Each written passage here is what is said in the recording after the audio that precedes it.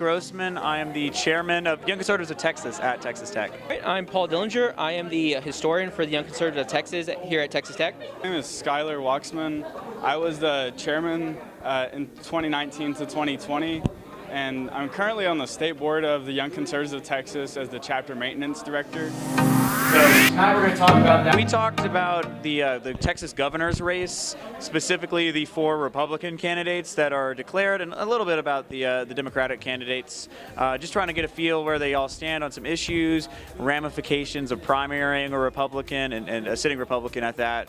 And so that's kind of the gist of what we talked about. They all kind of have their own unique traits. Obviously, Abbott, Texas Supreme Court Justice, Texas Attorney General, and has been the governor since 2015. We took over after Perry left. Good, not great conservative is what most people kind of categorize him at. Then there was Don Huffines, who certainly represents more of a almost a populist kind of mixture with like some libertarian beliefs. So an interesting guy. Definitely probably has his own most unique message, to say the least. Whether you agree with that is depending on your opinion and all. Then there's Alan West, who I personally think he's kind of a weird candidate because he kind of has a lot of the same messages as Abbott. Former party chair for the state, congressman out of Florida. So, and then there's probably the weirdest one is Chad Prather, who's like a comedian and a host on Blaze TV. So, like I say, they all got their own unique sort of niches, right? It'll be interesting to see how the primary develops next year. So overall, I would say Greg Abbott's been a fairly conservative government. Has there been things that he could have done better on? Absolutely. Just like basically, all governors could do. During his tenure, we've had several conservative bills. Most recently, the heartbeat bill, where they banned abortion up to or after the 6th week. There were serious problems that a lot of governors faced during COVID, mainly like hospitals being overrun, and they handled it in different ways. And I think Abbott deserves criticism for maybe being a little too overly aggressive with it, but I think it'd be unfair to completely condemn him for that. There's races going on. Greg Abbott's the incumbent. Don Huffines is challenging him. I'm supporting Don Huffines because I think he's a more conservative Republican. His record in the state Senate's really good. He's one of the most, if not the most, conservative state senators that we had in Texas. And so I like a lot of what he's saying. I think we need to cut property taxes and I think Texas deserves a more conservative governor.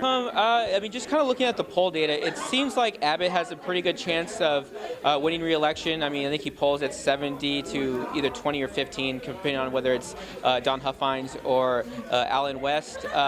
Given that we have a Democrat president right now, that tends to favor the Republicans down ballot. So I would say Abbott has a good chance of winning re-election, but there is a very strong and enthusiastic anti-Abbott vote that is really unhappy with some of his policies, specifically during COVID. So, there is always the possibility that he could lose his primary re-election. Well, I can't say this on behalf of the Young Conservatives of Texas because we haven't endorsed. Personally, I would support Huffines. I plan on voting for Huffines. I think he's just more strong on some core issues. I think he's more pro-life. I think he's more limited government, truly. I think the fact that he got Rand Paul's endorsement holds a lot of weight.